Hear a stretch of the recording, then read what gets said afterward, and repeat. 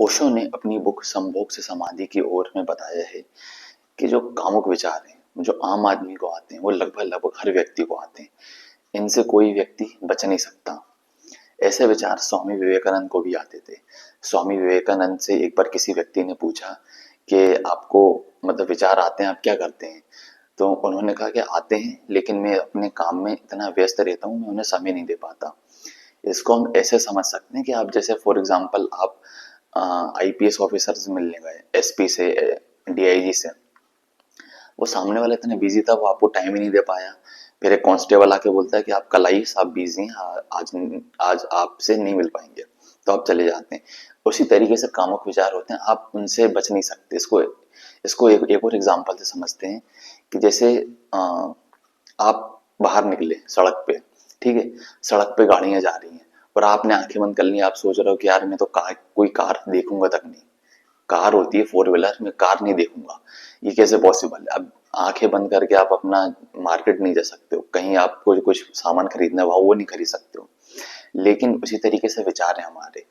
विचारों को विचारों को सिर्फ अगर हमारे कैसे भी विचार आए, अगर आप मेडिटेशन की स्थिति में हैं, अगर आप मेडिटेशन में बैठ जाए फॉर एग्जाम्पल के तौर पे, तो आप उनका पीछा मत करें, आप उन्हें बस शांति से देखें।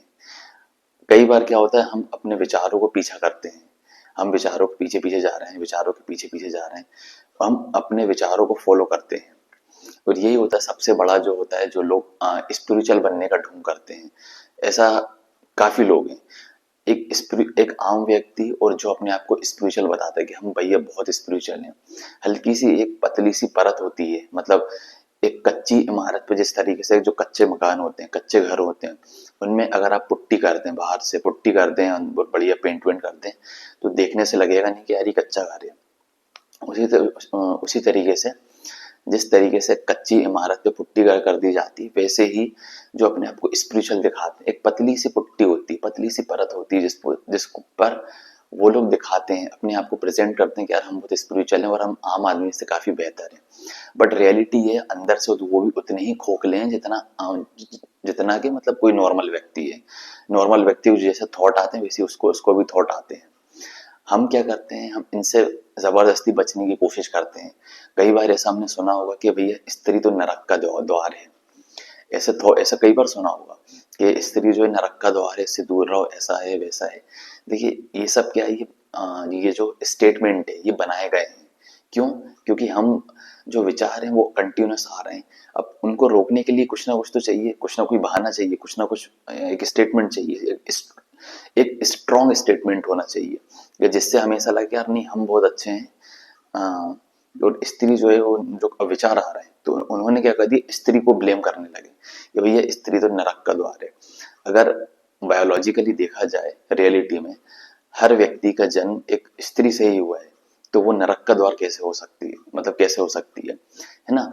तो ये सब क्या रहती है, सब बातें रहती हैं मन घड़ंत।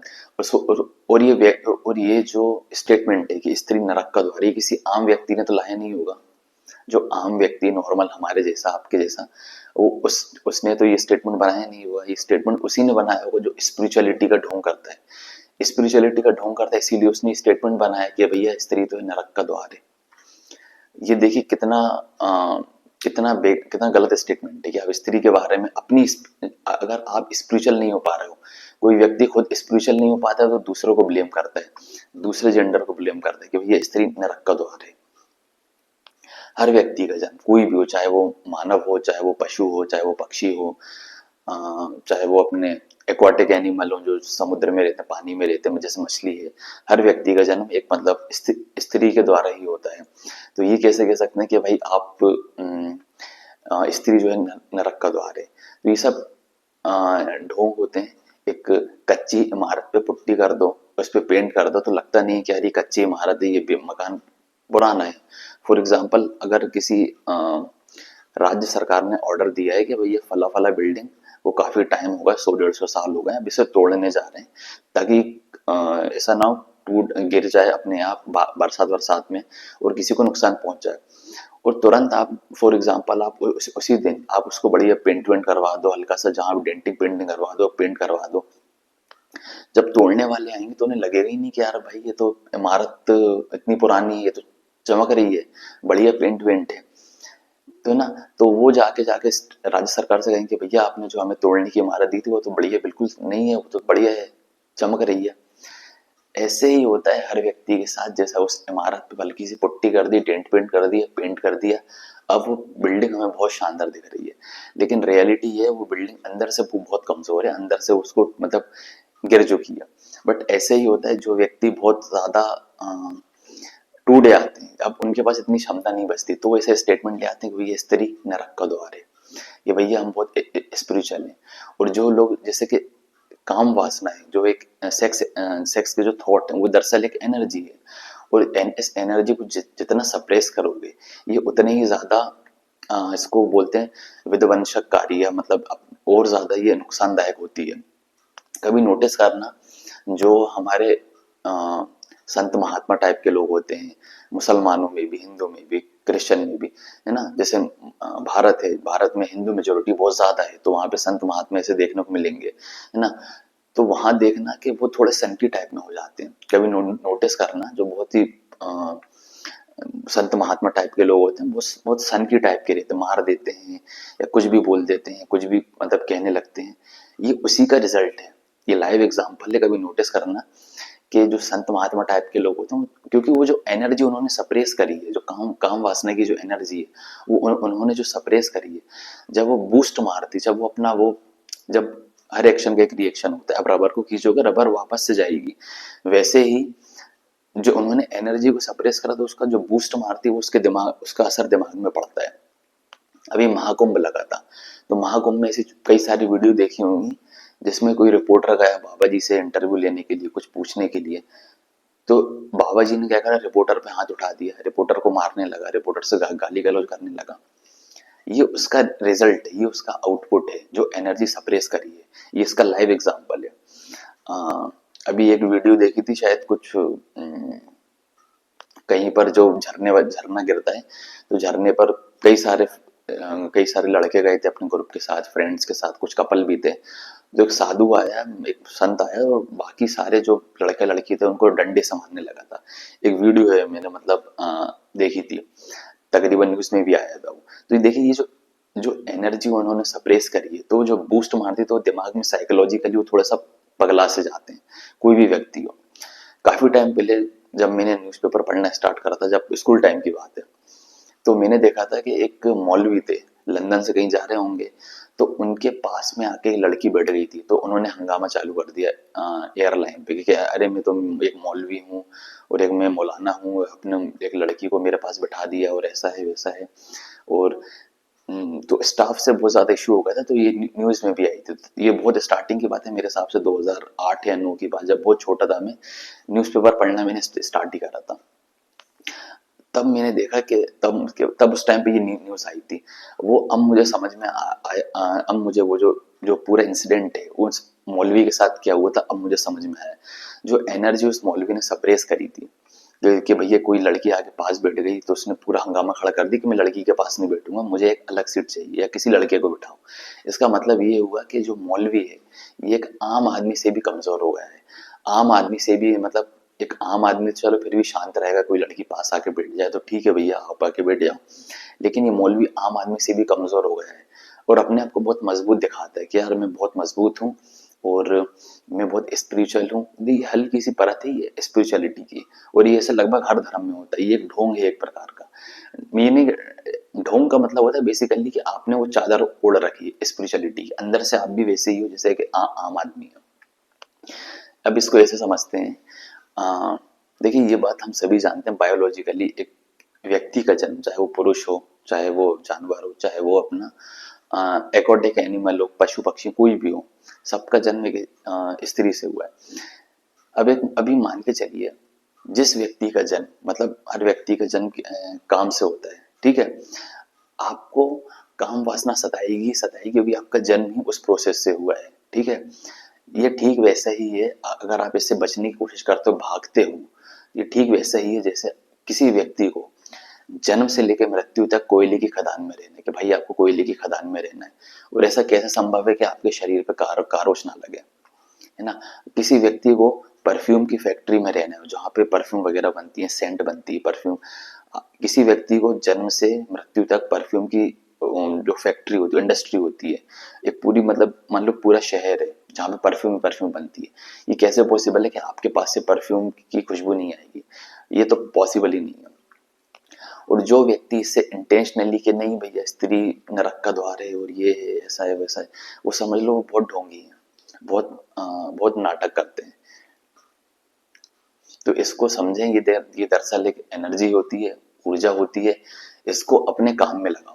हम जैसे किसी व्यक्ति के पास पैसा है कि भैया, ये उस व्यक्ति पर डिपेंड करता है कि भैया आपको अपना जो एनर्जी है, ऊर्जा है, आपको कहाँ लगानी है। पैसा है, आप गोल्ड में इन्वेस्ट करना है, गोल्ड में कर दो।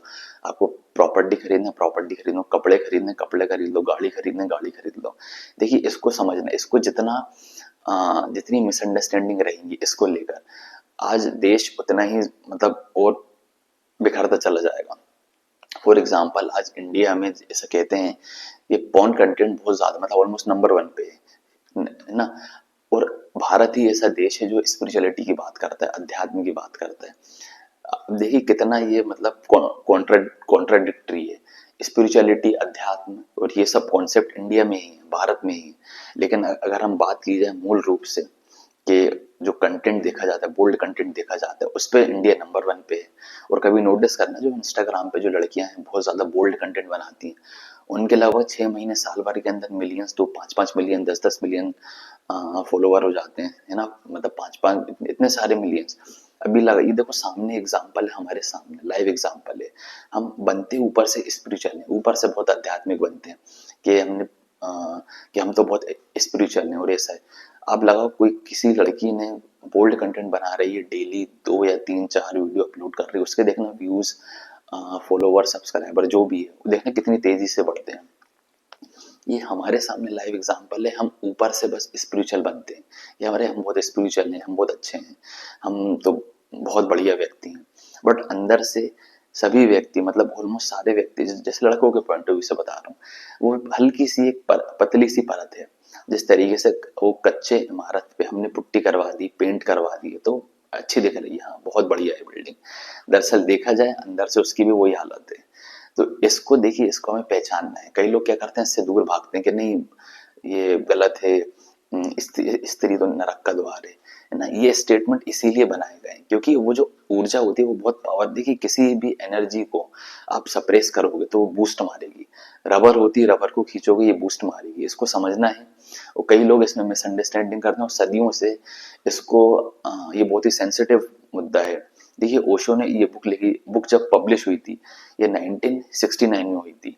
अब सोचिए उस टाइम पे कितना कंट्रोवर्शियल बुक रही होगी। आज भी है, आज भी जो ये टॉपिक है, जो सेक्स है, ये भी बहुत कंट्रोवर्शियल है।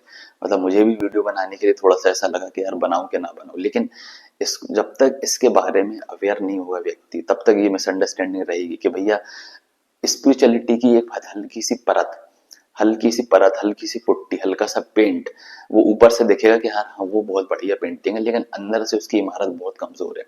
इसको जब तक हम समझेंगे नहीं, इंडिया की हालत ऐसी ही रहेगी।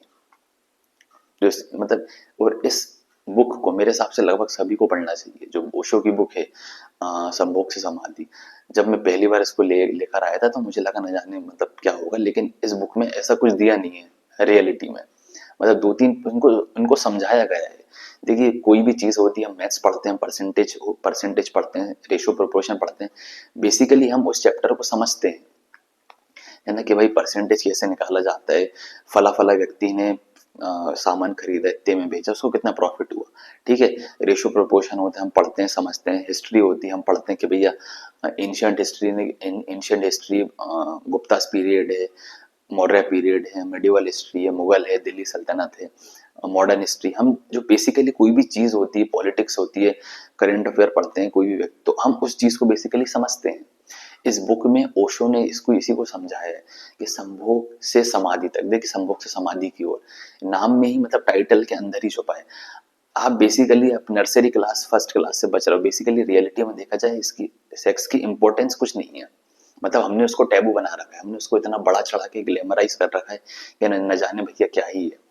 और इसीलिए हम जितना उसको कवर करते हैं, जितना उस चीज को ढकते हैं। फॉर एग्जाम्पल मैं एक थाली लाया, थाली में मैंने एक 1 रुपए की एक टॉफी रख दी, 1 रुपए की टॉफी, एक बड़ी सी थाली में मैंने 1 रुपए की टॉफी रख दी, और मैंने उस बड़ी सी थाली को एक बड़े से कपड़े से कवर कर दिया, जो डेकोरेशन का नॉर्मली जो शादी वादी में ले जाते हैं, और मैं इतनी बड़ी उसमें उसको लेकर जा रहा हूँ।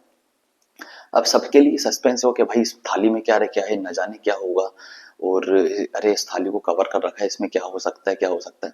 बट रियलिटी है उसमें 1 रुपए की टॉफी डाली मैंने और उसको कपड़े से कवर कर रखा है। उसी तरीके से ये अगर व्यक्ति देख लेगा, कपड़ा हटा दो, तो इंसान अपने अपने काम में लग जाएगा। लेकिन वो जो मैंने सस्पेंस क्रिएट कर दिया, ये बड़ी सी थाली में 1 रुपए की टॉफी रख दी और उसको कवर कर दिया, और मैं लेके घूम रहा हूँ पूरे मोहल्ले में। अभी क्या मोहल्ले वालों के लिए सस्पेंस हो जाएगा कि यार क्या हो सकता है इसमें, इस थाली के अंदर क्या होगा, इसको कवर क्यों रखा है, क्या होगा क्या होगा। बट रियलिटी है उसके अंदर 1 रुपए की टॉफी है। और ऐसा ही होता है हर व्यक्ति के साथ। इसको हमें समझना है, बेसिकली ये एक एनर्जी है, उस एनर्जी को सही डायरेक्शन में लाना है, तो ही हम समाधि समाधि तक पहुंच जाएंगे। समाधि का मतलब ये नहीं कि आप आध्यात्मिक बन जाओ, हिमालय चले जाओ। समाधि का मतलब होता है अगर आप अपने फील्ड में, किसी को क्रिकेटर बनना है, आप अपनी एनर्जी क्रिकेट में लगा दो तो जल्दी सक्सेस हो जाओगे, है ना। किसी को इंजीनियर बनना है तो आप अपनी एनर्जी सही डायरेक्शन में लगा दो तो आप बहुत जल्दी सक्सेस हो जाओगे। तो ये बेसिकली उनके लिए समाधि है भाई। जो जिस व्यक्ति को एक्टर बनना है, वो आज अच्छा एक्टर है तो उसके लिए एक सौ समाधि है।